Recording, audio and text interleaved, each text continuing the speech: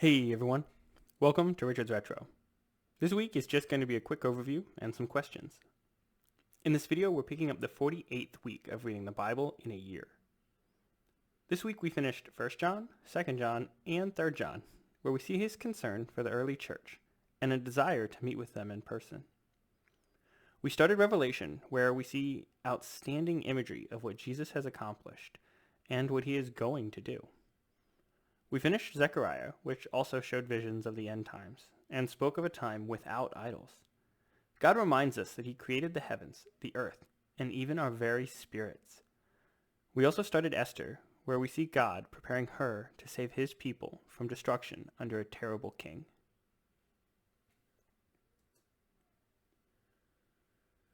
Question 1.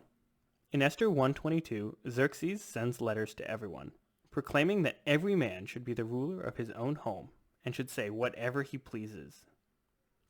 Why did he turn what was already a custom into a law? How are we instructed to control what we say? I encourage you to write down your answers, and we'll talk about them in our discussion on Saturday nights at 8 p.m. The link to that meeting and the reading plan is in the description, so be sure to check it out. Question 2.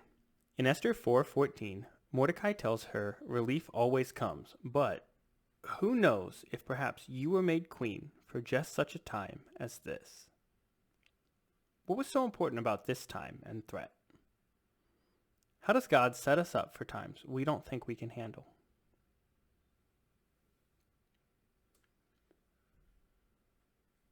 Question 3. In 1 John 5:17, he teaches us, all wicked actions are sin, but not every sin leads to death.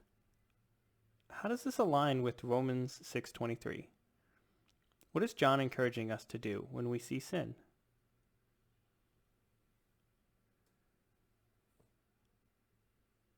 Question 4.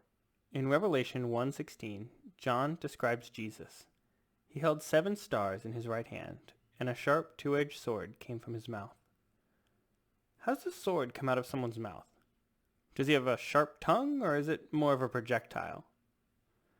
How are we supposed to interpret these images? And last question, question 5. In Revelation 2:11, John is given a message for the churches. Whoever is victorious will not be harmed by the second death. What is the second death? What was the point in warning the early churches about the end times? All right, everyone. Thanks for listening. If you liked the video, please give it a thumbs up and don't forget to subscribe. Feel free to answer questions in the comments or ask your own. I look forward to seeing a few of you in our virtual meetup. Cheers.